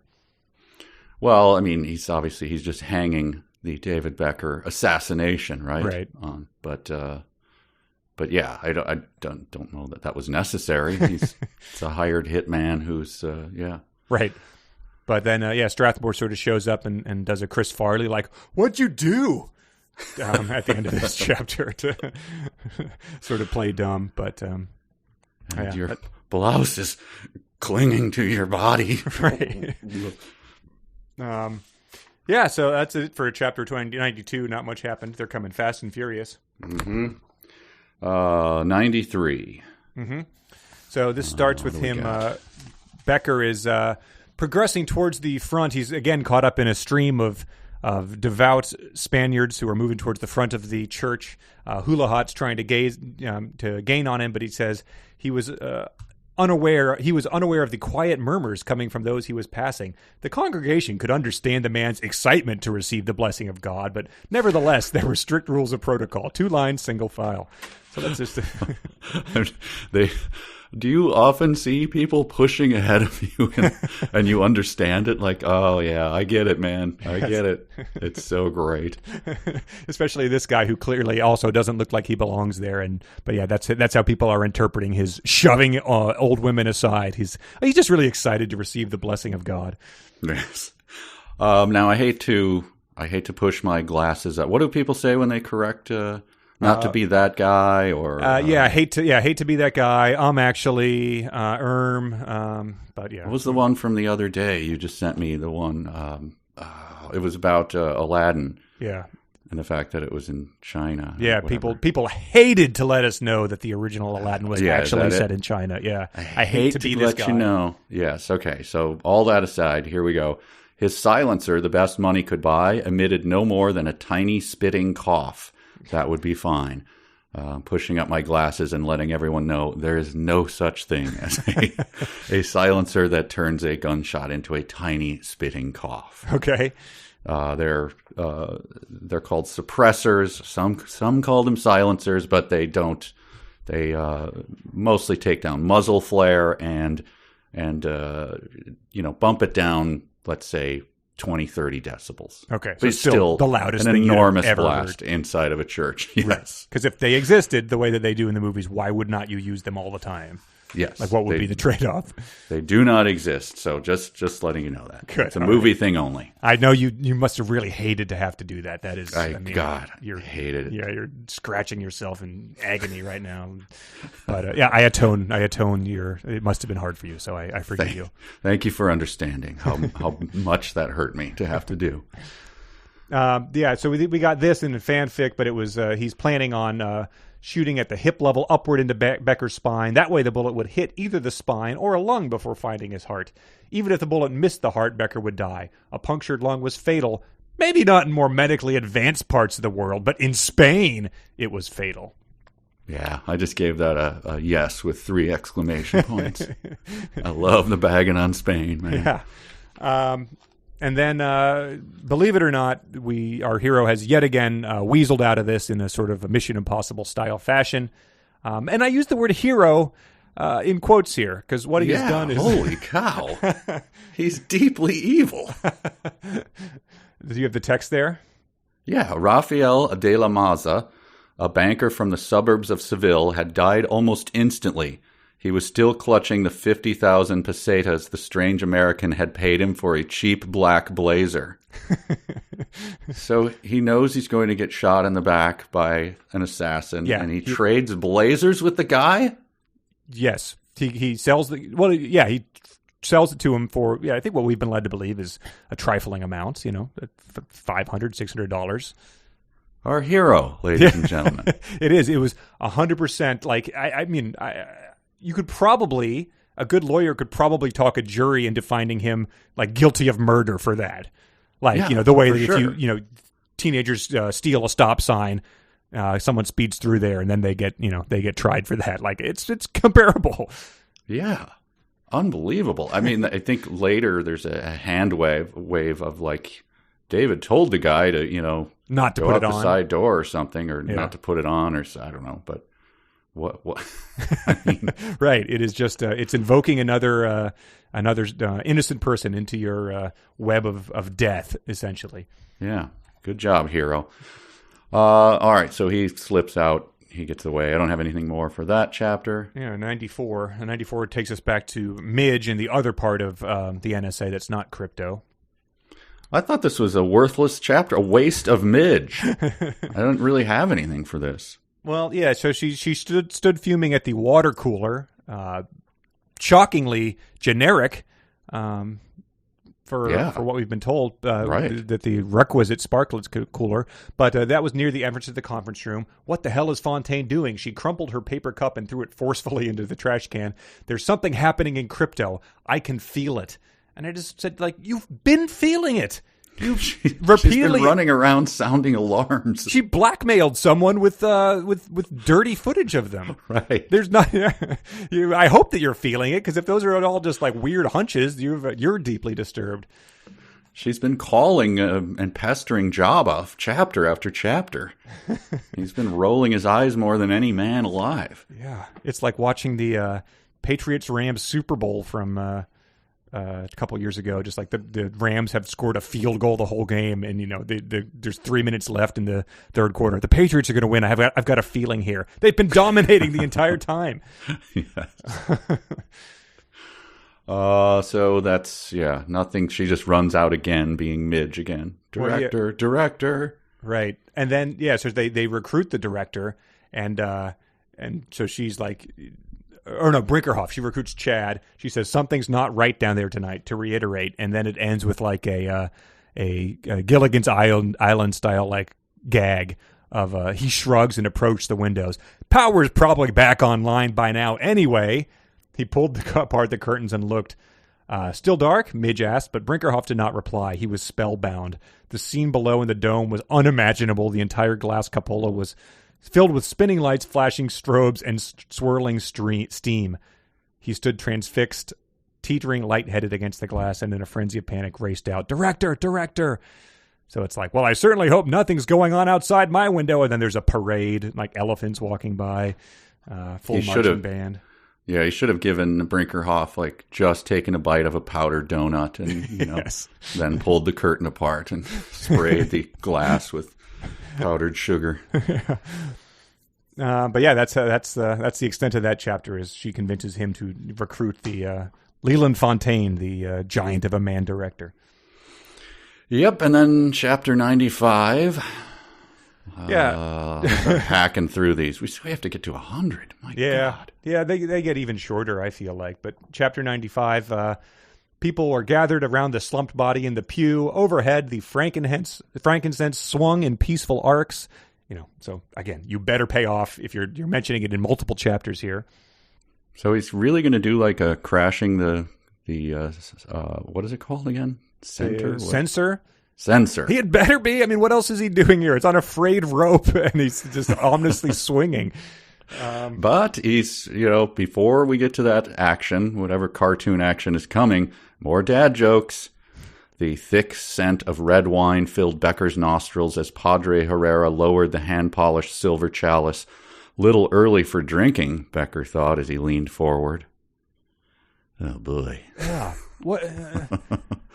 It's like I couldn't tell if it was, Ernest Cline level, like this religion is strange to me type of thing, or like, but it's like it's you an eighth of a teaspoon because they give it to 12-year-olds. It's, That's what is again. Yes, yeah. We'll just leave it there. This was the man who had to be like begged to put vodka into his cranberry juice. So I don't know. Right. But I don't know what the Padre is going to make of him, because we get this reaction. The head chalice bearer glanced curiously at the quiet commotion in one of the center pews. He was not concerned. Sometimes some of the older folks were overcome by the Holy Spirit and passed out. A little air usually did the trick. So this priest routinely has old folks losing consciousness in like what we've been repeatedly told is the most oppressive heat on earth. Right. And he's like, man, that'll happen. That's the Holy Spirit at work. But then, Becker manages to dodge and find his way out the back of the church, even though we've been told there's only one entrance here. And I was very confused about what is going on, like what is being implied here. Oh, with the cardinal? Yeah. I think he's saying that the cardinal is slugging the communion wine. Okay, that's it. Which I thought was very weird, given that he had just done the a little too early for drinking, isn't it? Yeah. And then, so now he just goes immediately from that into a man in red robes gasped and turned to eye Becker in horror. Like a cat caught with a canary, the holy man wiped his mouth and tried to hide the broken bottle of Holy Communion wine at his feet. Yeah, okay. I mean, that's what I interpreted it, but it seemed like a weird... That seemed like a weird thing to cast. If you're going to mock a Catholic priest, you've got plenty of ways to do that. Like drinking at 8 a.m. seems like a weird... not a stereotype as far as I know. That's just very, very clumsy way to do it. Just twice in the space of 2 paragraphs in just different ways about the wine. Just very, very stupid. But yeah, so the Becker wants to know, where's the exit? Let me out. The Cardinal Guerra reacted on instinct. A demon had entered his sacred chamber, screaming for deliverance from the house of God. Guerra would grant him that wish immediately. The demon had entered at a most inopportune moment. I assume that we're not seeing this character again either, so I'm not sure why we needed to have that laid on thick for us. But yeah, Dan Brown has low regard for the Catholic Church. As the cardinal had grown tired of exiting the church through the front door like a common sinner. So yes, just lay it on there, Dan. Yeah. But yeah, that's the end of that chapter. He manages to escape once again through some sort of Deus Ex Machina. Chapter 96. I think it starts with this sentence. It's not the whole sentence, but it starts with these 3 words. Susan was wet. So. Yes. Yes, it does. Yep. But she's upset and she sobs. I thought this was amusing. David, ... she sobbed. Then in italics, David. And I just was amused by the idea of someone sobbing in ellipses. And so her David's, one she says out loud, and the other she just kind of thinks to herself. Is that what italics are? Uh-huh. David. And then I just thought the second one, but you couldn't hear it. Yeah. Right. Okay. Yeah. Gotcha.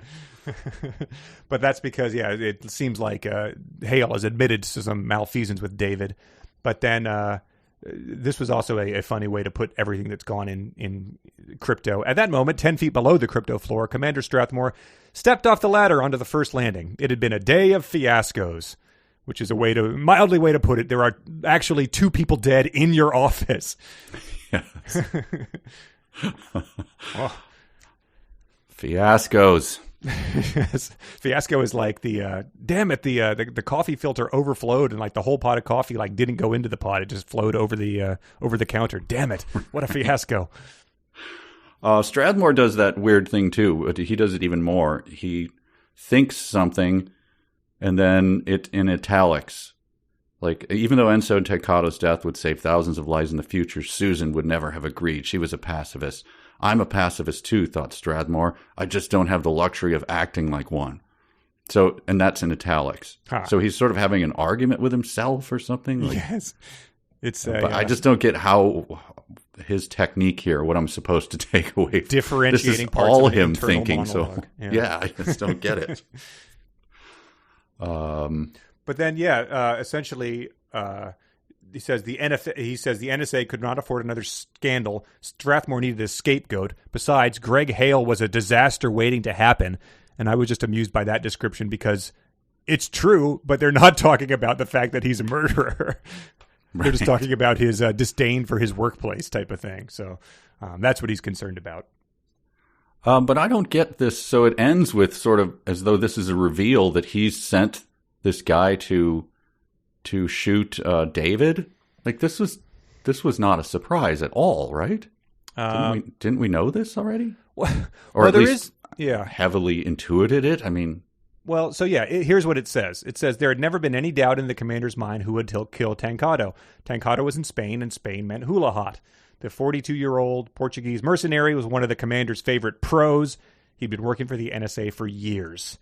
The only catch was that Hula Hot was deaf. And I thought, well, he's also evidently a terrible shot. But yeah, it's confusing because we got a very brief reveal that Strathmore also sent two guys in a van over to Spain. And they were addressed for a paragraph, and we have not heard about them since. So he is just sending his guys for various unspecified other missions as well. Huh. Yeah. All right. Well, I just don't get this part. The only other thing that happened in this chapter was that the Numa guy, Numataka, calls up and demands the pass key, and Strathmore essentially says, like, there's no more deal, like, I'm not North Dakota. And we get the description of how he reacts. 12,000 miles away, Tokugen Numataka stood stunned at his plate glass window. His umami cigar hung limply in his mouth. The deal of his lifetime had just disintegrated before his eyes. And like I said, sort of about Shoshi's, we have so little left in this book that I do hope this is the end of what has been the dumbest, most pointless subplot in book history. I can't even imagine where this is going to go. Yeah. It was just a place to have a different location. So it's just a failed part of the plot that he has no action at all. He's just sitting in an office smoking cigars and talking to a guy. Yeah, he got a massage. Come on. Oh, that is true. I did see someone point out that there are 128 chapters, which I guess has significance from like a programming or bit standpoint. So it could have just been like fleshing that idiotic conceit out. Oh boy, that would infuriate me. Because you could just split them up. Whatever. Right, exactly, yeah. So we go to chapter 97, which is another brief one. Very brief. Yeah. Yes. I think I have the plot written down as Fontaine calls Strathmore and lets it ring 6 times. That's the plot. He also sputters, "It's a goddamn disco down there." Yes. Which, upon seeing my life's work and national security being evaporating before your eyes, that would be my thought. That was one of my dumb sentences. Damn it. Well, what are you going to do? Yep. All right, so 98. 98. Cut back to David bursting out of the church. Into the blinding morning sun. The searing, deeply evil civilian sun. And, yeah, so presumably Hula Hot, damn it, is right in pursuit. But we get this. He steps out and he notices the trees. The trees were renowned in Seville as the birthplace of English marmalade. An 18th century English trader had purchased 36 bushels of oranges from the Seville church and taken them back to London, only to find the fruit inedibly bitter. He tried to make jam from the rinds and ended up having to add pounds of sugar just to make it palatable. Orange marmalade had been born. And I just thought to myself, what other... This is an odd technique. You're in the middle of an action scene. He'd just been shot. A guy had died in a church. It's a whole standalone paragraph of, explaining something that has no bearing on the plot. And I thought I'd never seen this before, so I did a little search on it. Oh, tried Wikipedia? To think of, just on the web in general. Oh. I used Netscape's Sweetest, and I went surfing. Well, that probably has some different access than my garbage that I'm using. I don't have any sweet browser. Yeah, no, it's very sweet. And I was able to find that, I was trying to, how do you search for other action being interrupted by stupid facts? Yeah. And surprisingly, I got a hit on that. The original cut of The Fugitive, with which is, one big long action chase scene, right? Yeah. It's the train chase, the waterfall scene, and there's the famous waterfall scene. That hospital. We in the original cut of it, there was something very similar to this. And it obviously didn't make it into the final cut, but I was able to get a hold of the audio for it. I think it's just up on YouTube. You can see it if you want. Oh, cool. Yeah. Well, no, let's listen to it. I don't want to. Oh, okay. Yeah. All right. Yeah, we'll listen to it. It's a test audience screening, so you'll hear. I think you'll hear the reaction at the end too. So. Okay. Good. Yeah. Yeah. Let's give it a listen.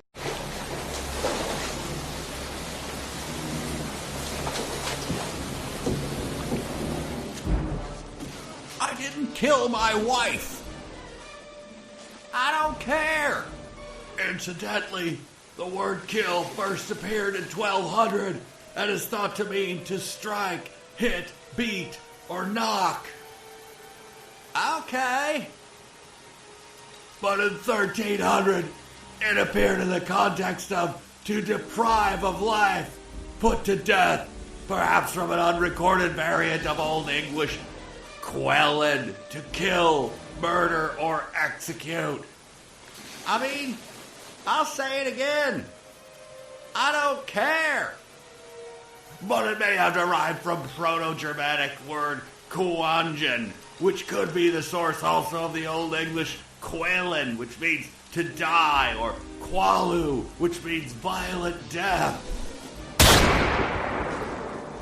I told you, I don't care.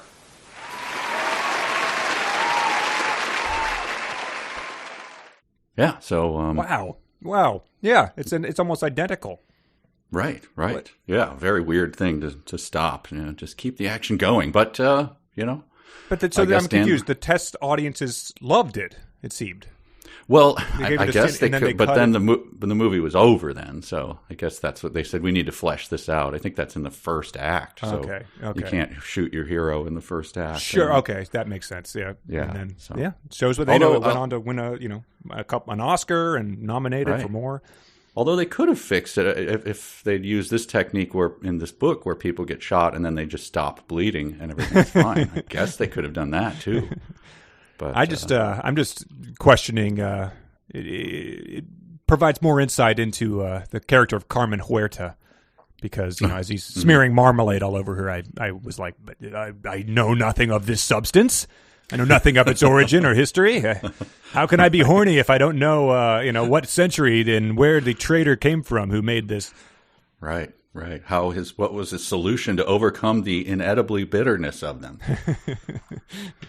But there it all is. So unless that sensor, refrigerator sized, falls on a bushel of oranges, smushing them up into a marmalade like substance, I cannot understand why you would have felt the need to include this, and why an editor did not tell him, get that the hell out of here. Yes. So he climbs up the tower, and then Hula Hot is in pursuit, right? Yeah, he sort of ends up in the one place in the town that he knows he can't escape from, because it's a tower with one exit. But it sort of is it's brought on by in a weird way. Fate had done Becker no favors this morning. As he dashed from the cathedral into the open courtyard, his jacket had caught on the door. The fabric had stopped him mid-stride and swung him hard left before tearing. Becker was suddenly stumbling off balance into the blinding sun. Yes, it is again. When he looked up, he was headed straight for a staircase. He jumped over the rope and dashed up. By the time he realized where it was too late. So you've been, running some place, but if you've ever been diverted from where you were running to, do you just realize, I guess I can only keep running in the direction that I've been turned around in? Yeah, sure. Yeah, you hook your jacket on something and and it stops you, and you take a sharp left, and I'm stuck with it. I guess we've never encountered a sun as bright as the civilian one, but maybe that's the power of it.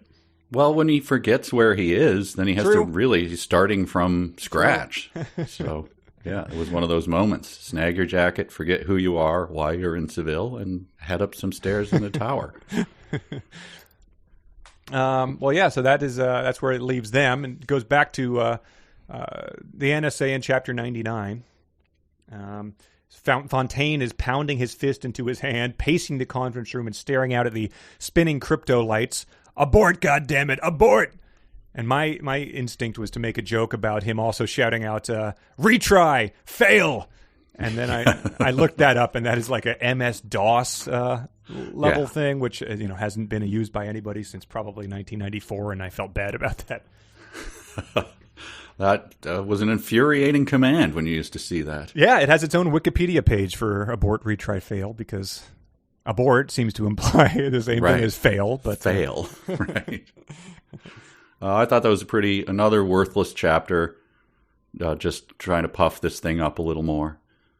Because it's Midge just running around from office to office getting different people to care about what's happening, and it just never really, who cares? Yeah, and nothing has been advanced. I mean, and as we saw, she was still taking it seriously 2 chapters ago. So, but the only thing I thought was notable was the director swung his gaze over to Midge, who was already crossing the room. She activated the speakerphone. "Go ahead, Jabba."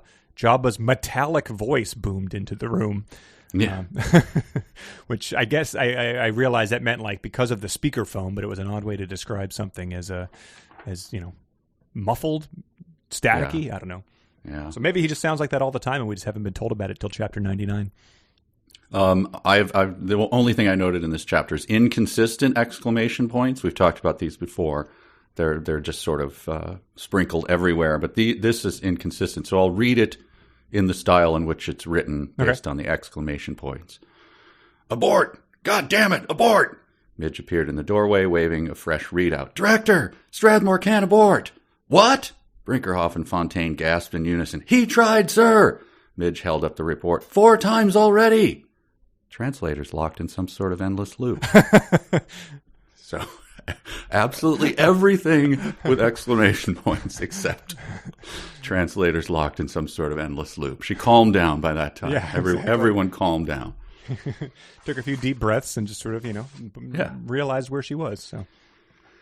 All right, that was the pentultimate. We now come to the ultimate. My God, Chapter 100. Chapter 100. Whew. It is like a, when a third grader's like, I read chapter books now. It's like, this one has 100. It's like, well, that doesn't make you smart, kid. Settle down. Right. This begins with a strange boast from Hula Hot. Hula Hot's gun had a range significantly longer than a 5-foot candle pole. Well, good on you, sir. Yes, I was unfamiliar with the concept of a gun and what it might be able to do, so this is very, very informative for me. So he's trapped him in the tower, and they're going up the stairs. So it's, Dan Brown is going, imagine like a good filmmaker of action films doing this, like, Hitchcock in the tower or whatever. Vertigo, I thought of 1989 Batman, I thought of In Bruges, all things he was probably pulling from. Ah, yes, In Bruges. Yeah, that is a good tower thing. I like this just because by this point you have to just imagine that he's like a troll or just like a YouTube commenter where bile is just dripping from his mouth every time he types Spain. The stairs were steep. Tourists had died here. This was not America. No safety signs, no handrails, no insurance disclaimers. This was Spain. If you were stupid enough to fall, it was your own damn fault, regardless of who built the stairs. What happened to him there? I don't know. It's probably going to be something that would just like he got embarrassed by a girl with 170 IQ who he was, shouting her name at night, and he's just he's been bitter about it ever since. Oh, but we do get the squash again. It comes back. It's so good because he has to hang out of the window, and so Becker thanked God that his day. I thought he had contempt for God. Well, whatever. He had contempt for religion. I don't know his own stance. Becker thanked God that his daily squash routine involved 20 minutes on the Nautilus machine to develop his biceps for a harder overhead serve. Thank you for explaining why people use novelist machines. Unfortunately, despite his strong arms, Becker was now having trouble pulling himself back in. His shoulders burned. His side felt as if it were tearing open. It, in fact, is torn open. Yeah. The rough-cut stone ledge provided little grip, grating into his fingertips like broken glass. But squash comes. But you thought it was done? No way. When you think about the most jacked athletes out there, who you look at Mark McGuire's arms or some of those arm wrestles and over the top. When you think about biceps, you're thinking of the guys playing squash at the local health club. That's because of their harder overhead serve, of course. The only other note I have about this chapter was this bit about Hula Hot, who has come in and. This is his what he assumes is going to be his kill shot. Hula Hot shifted inside and burst through the opening facing right. He fired into the corner. The bullet ricocheted back off the bare wall and barely missed him. Hula Hot wheeled wildly and let out a muted scream. The NSA's most trusted assassin, ladies and gentlemen. just whipping around corners, almost getting hit by his own bullet when it ricochets off a wall. It's amazing. Little sonic challenge for you. Hula Hot's muted scream. I mean, this is what it like in dreams when you're having a nightmare. You sort of like try to scream and can't do it, but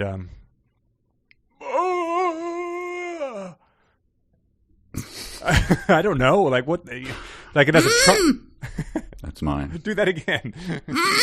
Wow, that's screaming without opening your mouth. Stepping on a cat in a cartoon or something, or like a trumpet mute, like wah, wah, wah, wah, wah. Yes. But again, Chekhov's candle pole. Becker uses it to smash Hula Hot's legs, I guess. Mm-hmm. And he tumbles down the stairs. Yeah. Hula Hot, I guess he climbed back in the window, ran down a few flights of stairs ahead of him, and then grabbed a pole off the wall with his giant biceps and tripped the guy. Right. So it ends up being sort of a Three Stooges end to our... Well, we don't know if it's what happened to Hula Hot. Oh, no. He's got to get flattened by the fridge, please. Okay, all right. All right, so there it is. That's it, yeah. 100 chapters we've read through. Yeah, we have 28 to go, and I think that's the final section. They are even shorter. It's all been the same amount of words every time. So, we're getting to a marriage proposal. We're getting to Netscape's sweetest browser. It's a lot to look forward to. Man, I'm so glad we did that. It's like, it's the light at the end of the tunnel, I guess. Something to look forward to. Did you ever use Netscape?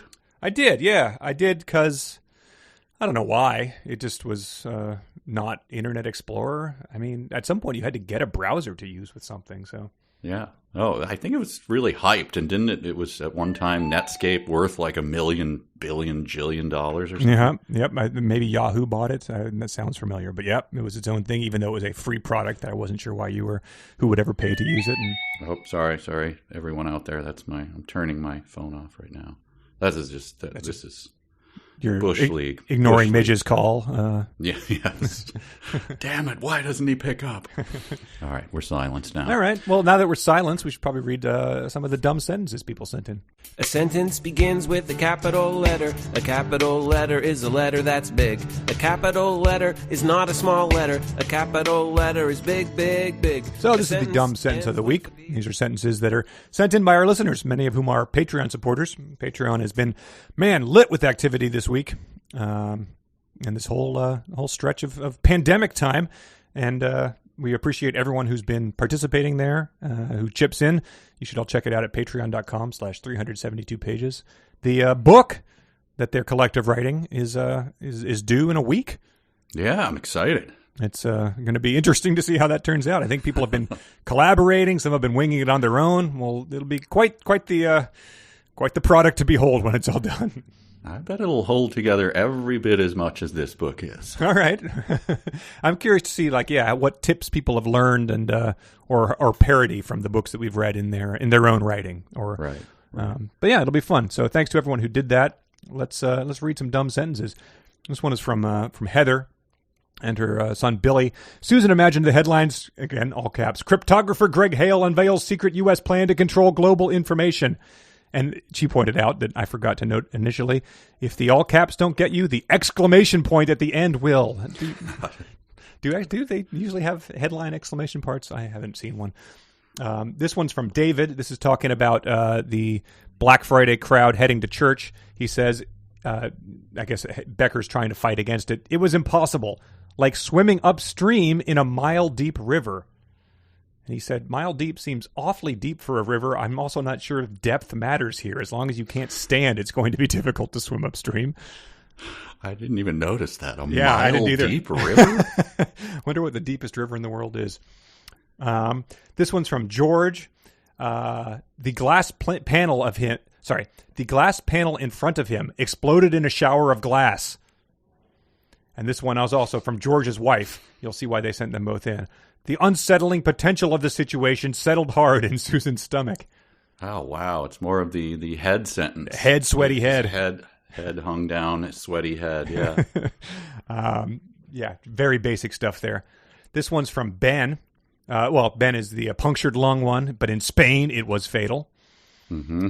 Alex submitted this one. It's a sentence fragment, really, but you need the two preceding ones to get the whole context. There was approaching footsteps, breathing, the cock of a weapon. So the cock of a weapon is its own sentence. Harris submitted, not even his Lotus could outrun a fleet of NSA helicopters. Curtis submitted, above her, the humidity fell like rain. Someone else wrote in about that, but I forget where that came from. That could be maybe when Susan got her white blouse all wet. Oh, could be. I don't know. I grew up in D.C., very humid. I never thought of it as falling like rain. It's more of a thick soup you're walking into. I know only from songs that tears fall down like rain. I don't think that humidity does ever. Eric submitted, she had never heard a gunshot except on television, but she had no doubt of what it was. So what kind of movies does she go to? That's a good question.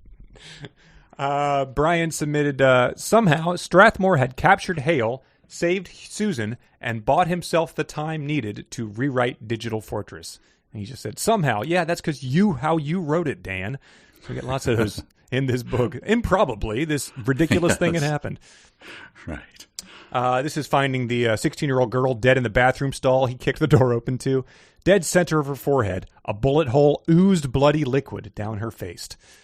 The bloody liquid might be blood, Justin submitted. Janelle submitted, in a cathedral, it is always night. And she was uncertain about that because she said, don't they famously have stained glass all over to let the light in? Augusta also submitted the unsettling potential settling in her stomach. Oh, wow.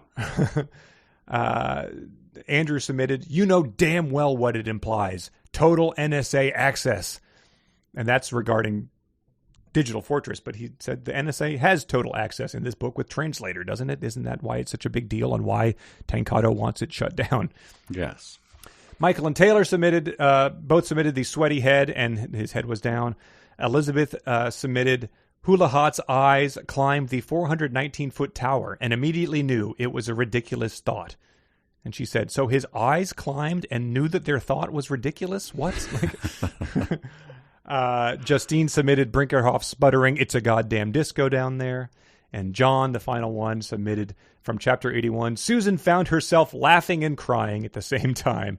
He said, once again, we have a character having some kind of weird out-of-body experience. Very nice. Yeah. What do I have that we haven't covered already? I had the human mind is the fastest computer in existence. Oh, this was a good one.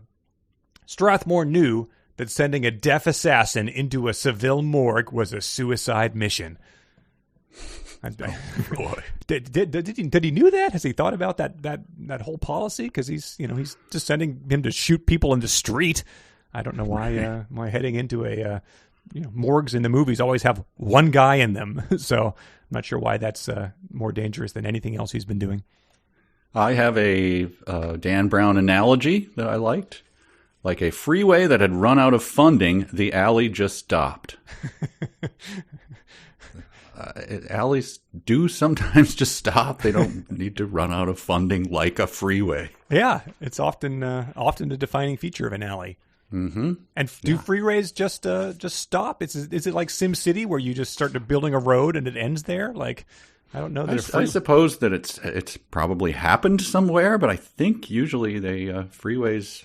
I've never come to the end of a freeway myself. Right. Your car plummets into the pit of other cars that are stopped there.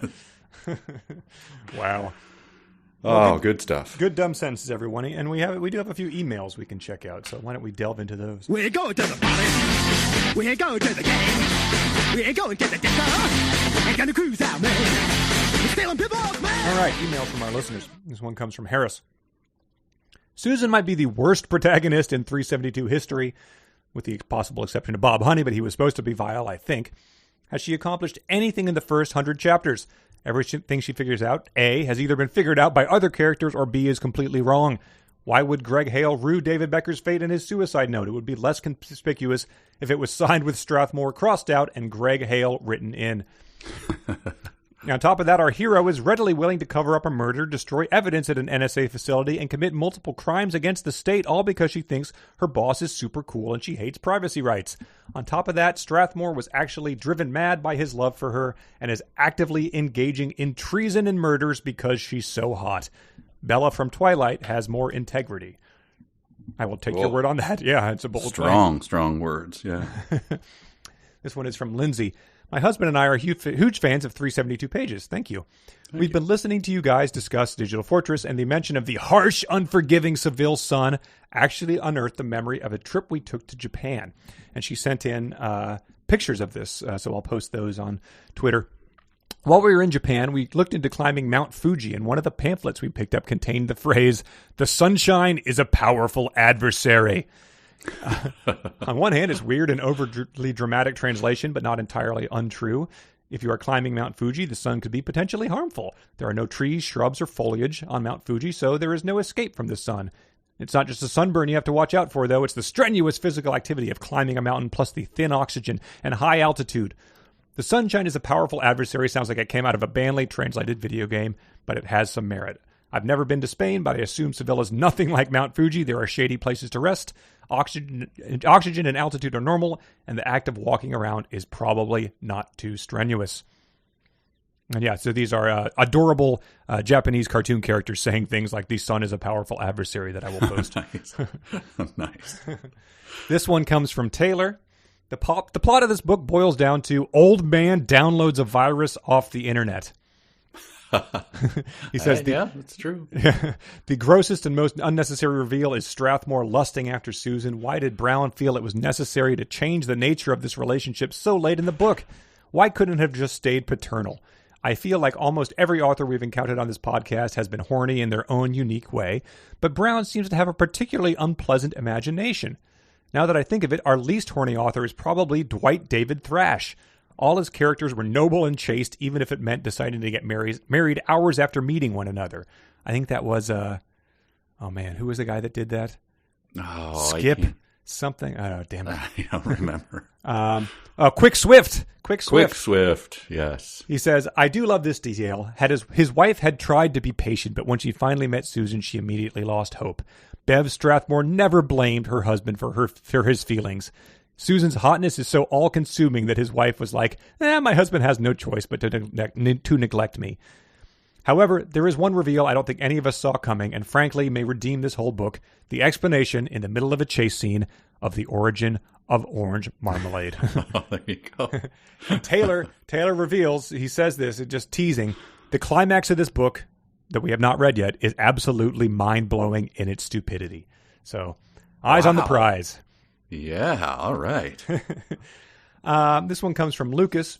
This is an excerpt. Susan couldn't believe that Tancado would have allowed this to happen. He was a pacifist. He didn't intend to wreak destruction. This is some odd, then Lucas says, this is an odd logic. A pacifist can't hack someone? Imagine if in the real world people thought like this. Then he has a little dialogue here. Nixon, hey Bob, what's your progress on the Pentagon Papers? Haldeman, we have reason to believe this information was leaked by a RAND employee named Daniel Ellsberg. His specific ideals motivated him to relay information that would sabotage the war. Nixon, wait, he's a pacifist? That's right, sir. Well, then it couldn't have been him. Why would he want to wreak destruction? I think you're misunderstanding. Stop wasting your time with these lousy doves and find the real culprit. This next one comes from Thomas. I hadn't heard mention of this on the podcast, but Digital Fortress is actually Dan Brown's second book. The first was 187 Men to Avoid, and it's credited to Danielle Brown.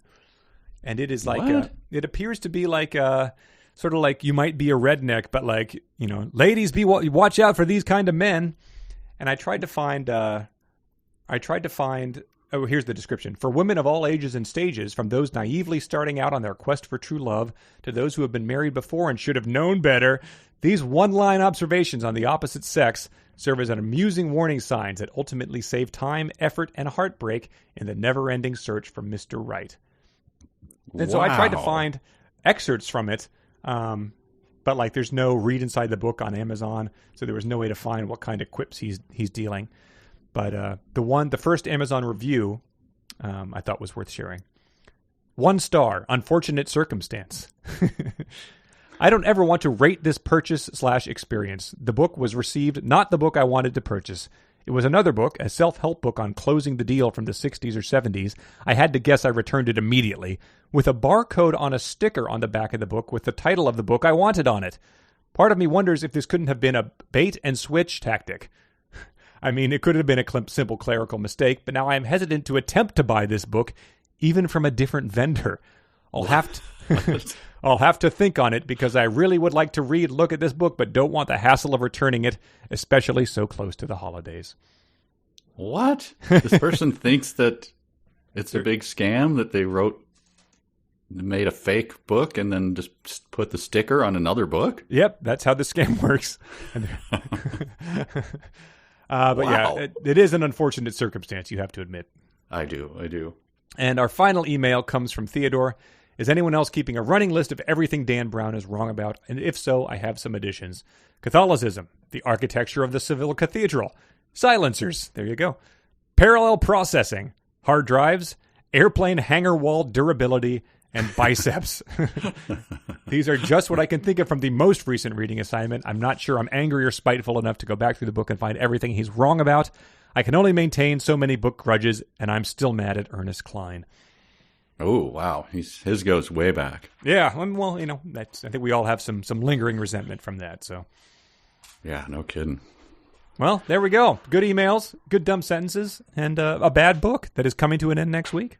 Yay! But no more Midge. I know, that's well, I mean, but she does get to coo at the same time as someone else, I think. That's true, and so she kicks into action, so yeah. A lot to look forward to. Absolutely. Well, thanks for joining us, everybody. Yeah, thanks, everyone. This is 372 pages. We'll never get back. So long. Bye.